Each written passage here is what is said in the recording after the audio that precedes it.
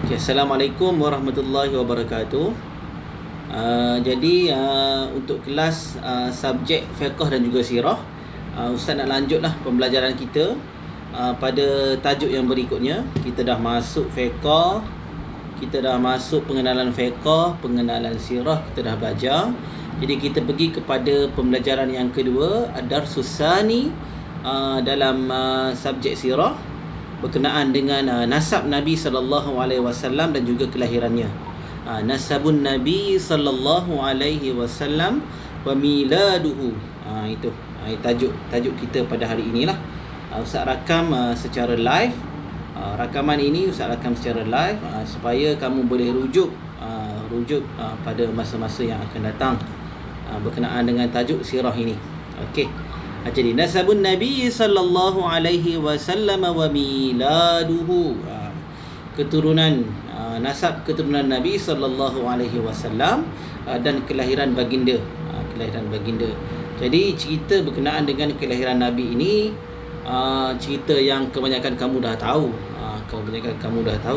Tentang kelahiran Nabi, tentang kebangkitan Nabi dan sebagainya.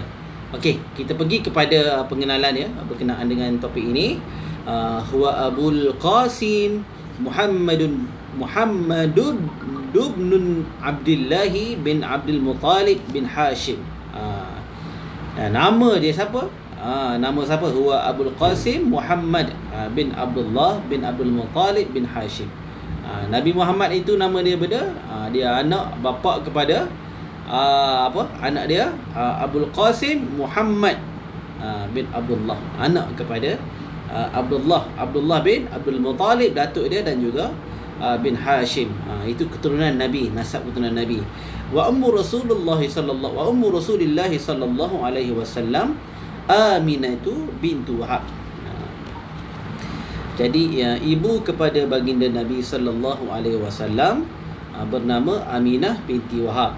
Jadi kita tahu belakalah, bapaknya nama Abdullah, ibunya nama Aminah binti Wahab. Dalam lagu pun awak ada hafal masa belajar di pasti dulu ke, di tadika apa, tadika Islam ke, dah. Ayah nama Abdullah, mak nama dia nama Aminah, Aminah binti Wahab, mak dia. Laqad tazawwaja abuhu Abdullah bi Aminata binti Wahbin fahamalat bihi li syahraini summa mata abuhu biyatrib. Dan adalah siapa bapaknya itu telah berkahwin dengan Aminah binti Wahab, fahamalat, lalu dia telah mengandungkan, lalu dia telah hamil, dan ketika itu bihi li syahraini, 2 bulan hamil. Apabila di usia 2 bulan kelahiran, 2 bulan kehamilan Nabi baginda sallallahu alaihi wasallam, summa mata, kemudian matilah ayahnya. Di mana? Di Yatrib. Yatrib ni ataupun kita kenali pada hari ini dengan nama Madinah. Mati di Madinah. Jadi memang Nabi anak yatim lah. Ada lagu Nabi anak yatim daripada kemarahan. Ya, betul, Nabi itu dia anak yatim. Kerana sewaktu dia berada dalam proses kehamilan lagi, proses kehamilan mak dia lagi, 2 bulan dalam kandungan, ayah dia telah meninggal dunia. Nabi anak yatim dah. Itulah kisah Nabi lah. Sedih lah. Jadi bersyukurlah kita ini dilahirkan dengan adanya bapa. Sebilangan besar kita lahir ni ada bapa, tapi Nabi itu tidak. Dia lahir dalam keadaan dia tidak kenal siapa ayahnya, tak sempat bertemu dengan ayahnya. Itu Nabi Muhammad sallallahu alaihi wasallam lah. Seterusnya, wa wulida Rasulullah sallallahu alaihi wasallam di Makkah, dan dilahirkan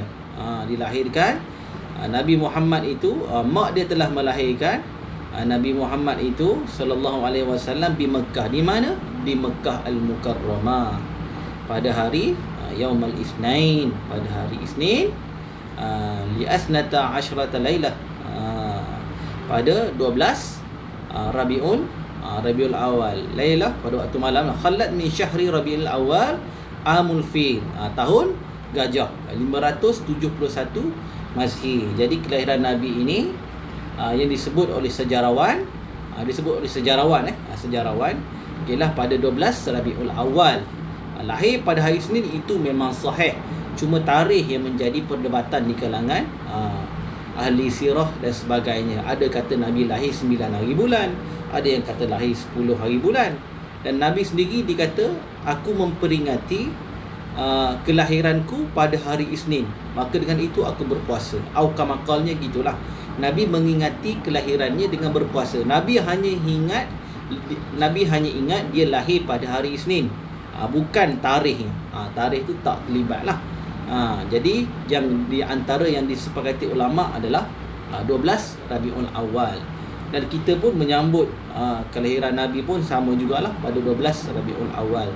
Jadi tak usah baloh lah tarikh Nabi ini dah. Dia hanyalah fakta, perbezaan dari segi fakta sejarah. Yang penting memang Nabi lahir pada bulan Rabiul Awal dan jatuh pada hari Isnin. Jadi pada tahun Gajah 571 Masihi. Jadi Masihi adalah tahun perkiraan Masihi. Kita sekarang lah 571 Masihi, kita sekarang 2021 Masihi. Hijrahnya, tahun hijrahnya lain lah. Tak sama dah. Wasammahu, dan dia menamakan. Siapa menamakan? Datuknya. Siapa nama datuk dia? Abdul Muttalib bin Hashim.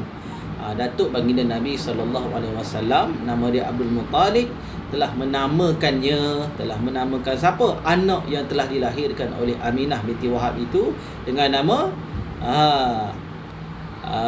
wasammahu jadduhu Abdul Muttalib bismi Muhammadin, dengan nama Muhammad,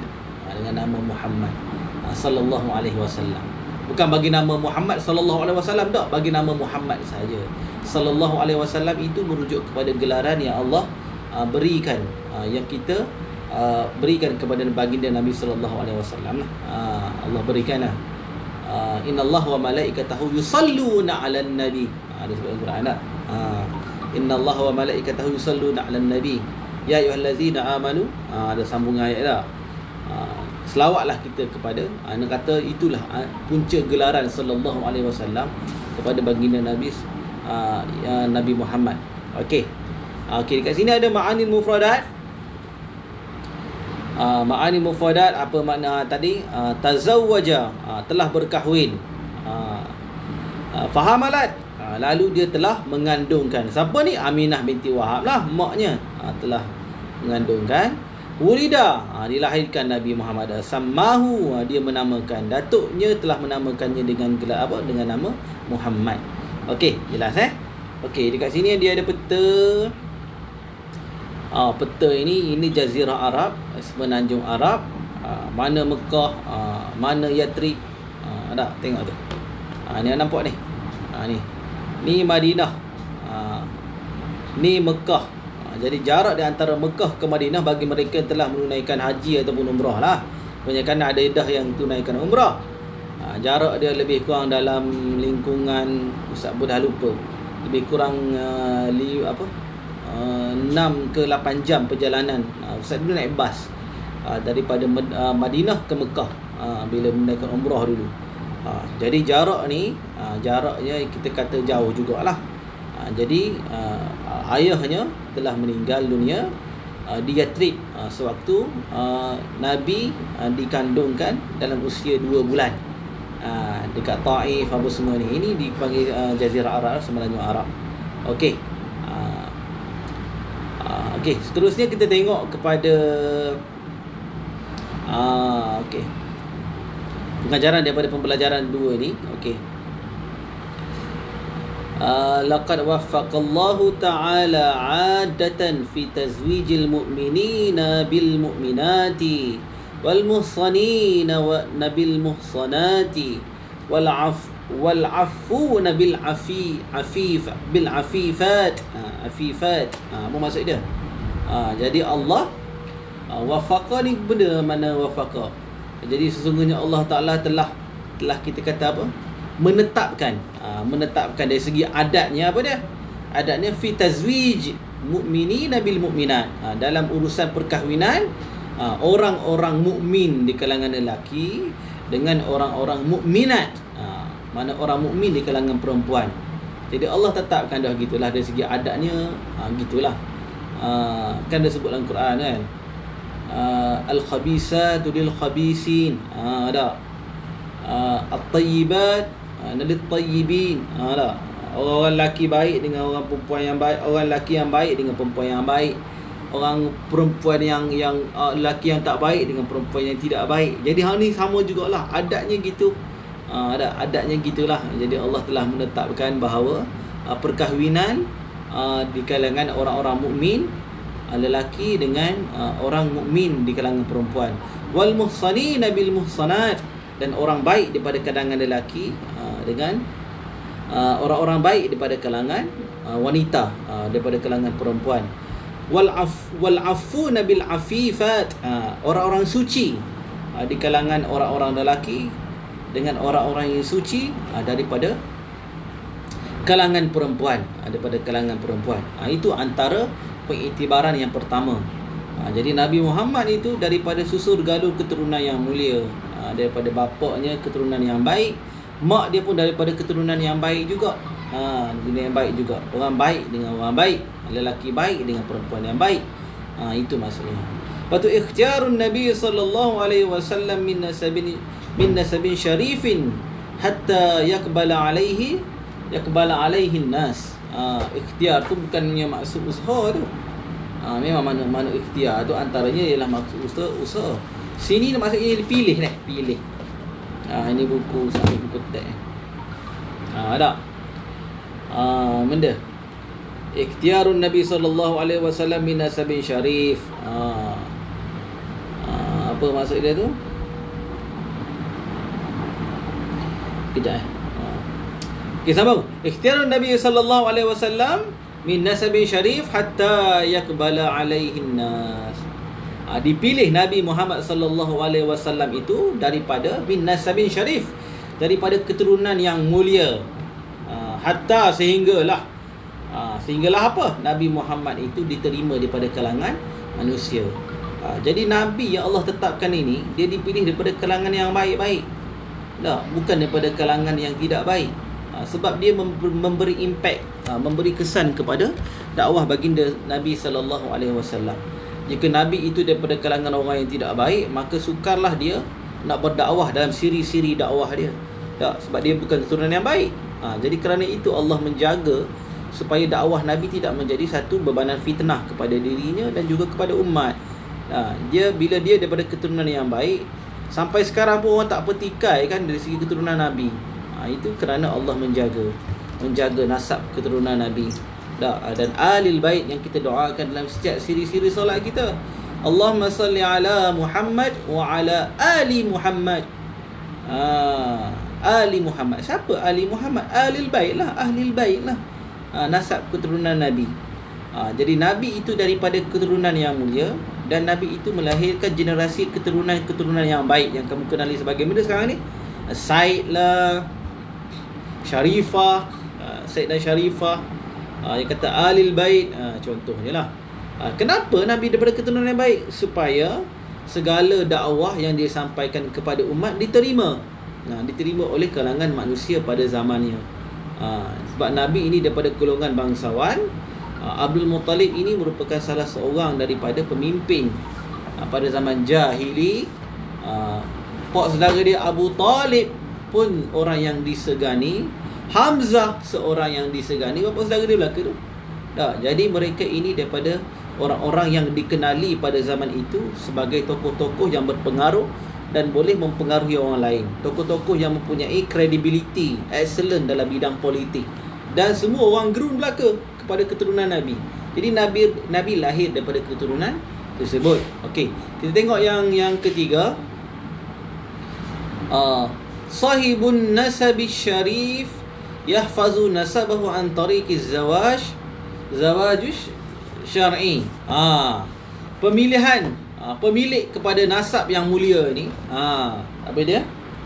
Pemilik nasab yang mulia ini, yahfazu nasabahu, dia menjaga, memelihara keturunannya, an tariqiz zawaji syar'i, melalui cara, melalui jalan, melalui kita kata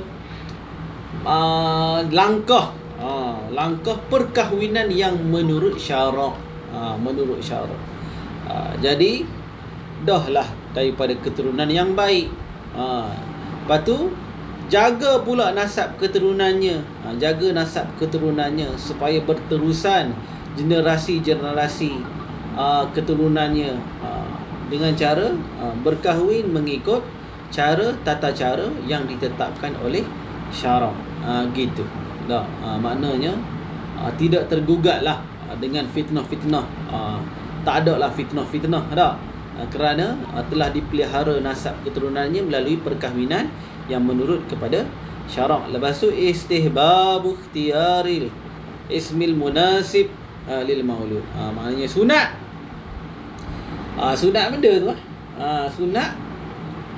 sunat kita berusaha meletakkan nama ikhtiyarul ismil munasib lil maulud. Meletakkan nama-nama yang baik, nama-nama yang munasabah. Nama-nama yang munasabah. Munasib tu maknanya dia munasabah. Nama-nama yang bersesuaian, yang bertepatan kepada lil maulud, kepada anak-anak yang dilahirkan.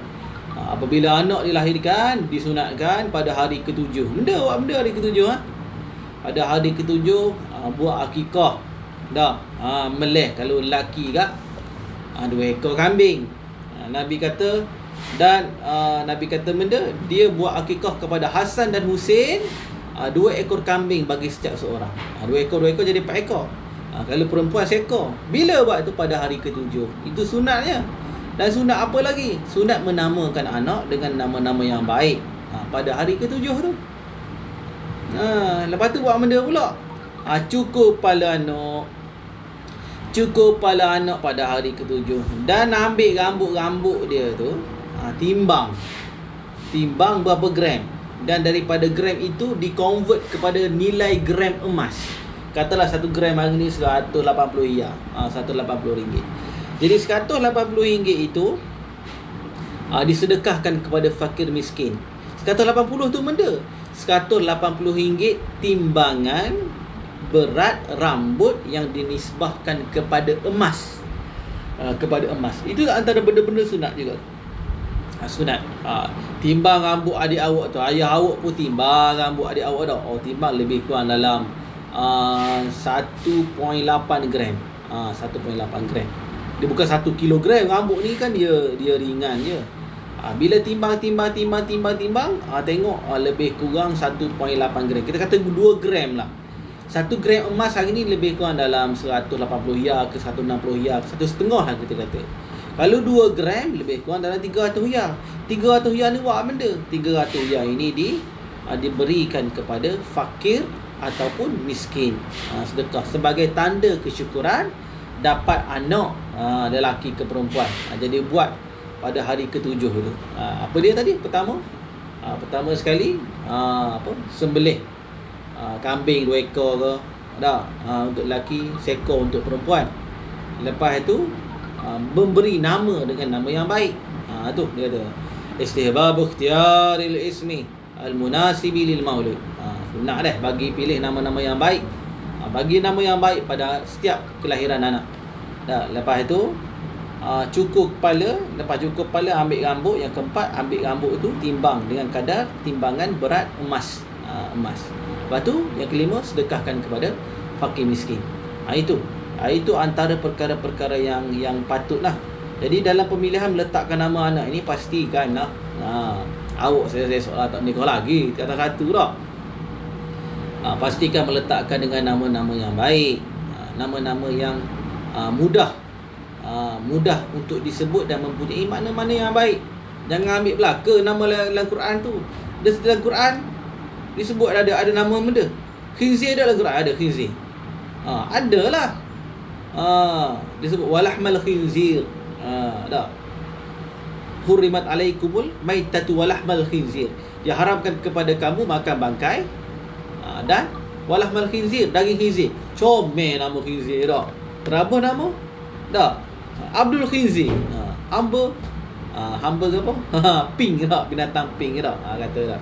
Jadi jangan ambil belaka.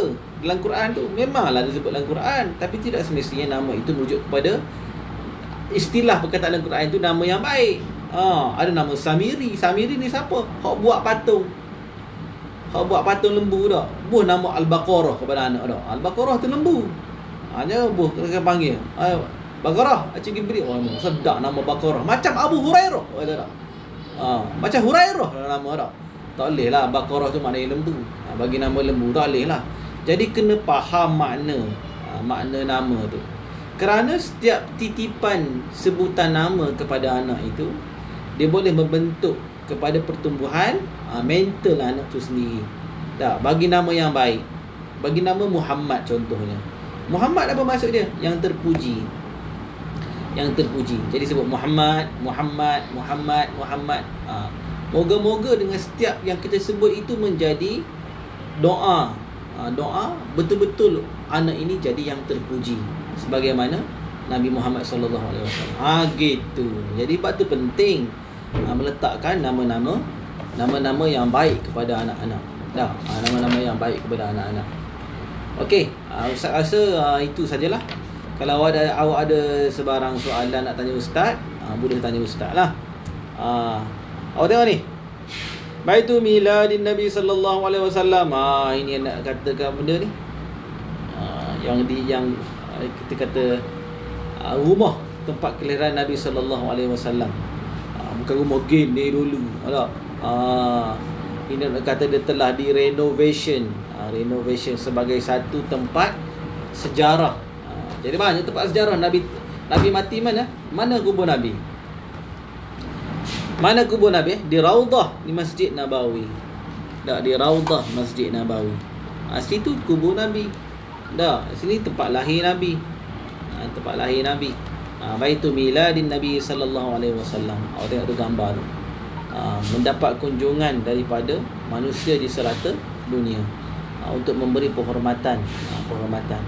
Jadi rumah Nabi tak penting.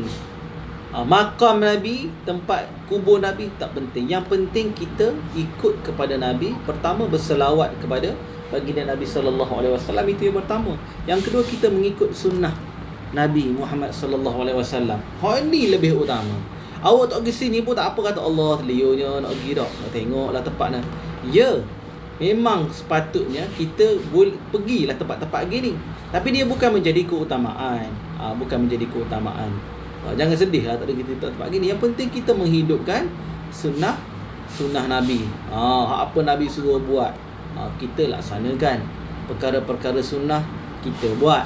Tak, benda-benda yang Nabi suruh kita laksanakan. Benda-benda Nabi larang kita jauhi, kita tinggalkan.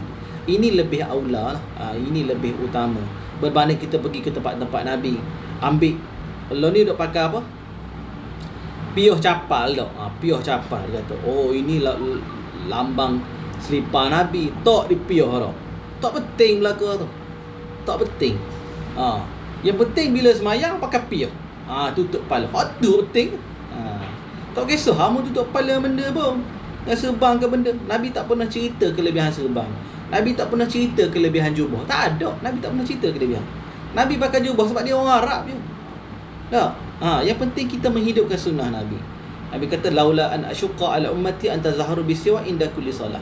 Kalaulah tidak menjadi keberatan kepada umatku, maka kalau boleh aku nak suruh sebelum solat ni gosok gigi belaka. Kalau tidak menjadi benda berat. Jadi kita pun kata, Nabi ni bersiwak pakai kayu sugi. Tak, kayu sugi itu bukannya sunnah. Tak. Nabi dia panggil ialah sunnah jibiliah. Sunnah sebab Nabi itu keinsanan. Pada waktu itu ada kayu sugi. Kalau ada Colgate, Nabi buh gigi dengan buh gigi biasa yang Colgate lah. Jadi sunnahnya berus gigi. Bukan sunnahnya guna kayu sugi. Jadi misunderstanding ini yang berlaku dalam masyarakat tu. Ada logo capal. Sebab selipar Nabi bentuk capal. Tak penting benda tu semua. Logo-logo capal semua ni tak penting belaka dah. Yang penting kita menghidupkan sunnah Nabi. Nabi suruh buat, kita buat. Nabi hindar daripada buat, kita pun patuhi. Ati Allah wa atiur Rasul wa ulil amri minkum. Taat kepada Allah, taat kepada Rasul, wa ulil amri minkum. Tak, ya'muru apa? Ta'muruna bil ma'ruf wa tanhauna 'anil munkar wa tu'minuna billah. Tak, kita buat perkara-perkara yang disuruh oleh Allah Ta'ala dan menjauhi perkara-perkara yang dilarang. Perkara yang disuruh oleh Allah, perkara yang dilarang oleh Allah, begitu jugalah apa yang hasrat Nabi. Hak Allah larang, itulah Nabi larang. Hak Allah suruh, itulah Nabi suruh. Samalah, in the same way dia kata. Dalam jalan yang sama, siratal mustaqim. Kita kena doa tak? Itu antaranya. Okay, Ustaz rasa itu sajalah untuk kelas kita pada kali ini. Jadi kalau ada sebarang soalan, kamu boleh rujuk Ustaz. Dan Ustaz minta kamu buat latihan Buat latihan tajuk sirah ni muka surat berapa ni? Muka surat berapa ni? 198 190. Okey. Buat apa nama ni? Buat latihan pada muka surat 200 pada muka surat 200. Ni pada muka surat 200. Dah. Okey, pada muka surat 200 ni awak buat dah. Awak buat ni. Lepas itu awak buat, awak saling soalan dan ambil gambar hantar kepada ustaz. Ambil gambar hantar kepada ustaz. Awak tulis di kertas. Lepas tu hantar kepada ustaz.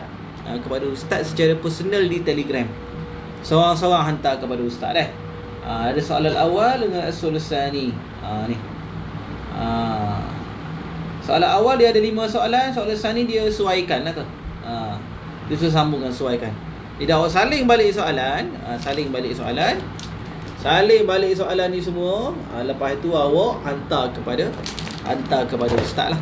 Hantar kepada ustaz di Telegram. Ambil gambar hantar kepada ustaz secara Telegram. Lepas tu ustaz akan tandakan kehadiran awak sebagai buat latihan ini. Okay, Ustaz rasa itu saja. Assalamualaikum warahmatullahi wabarakatuh.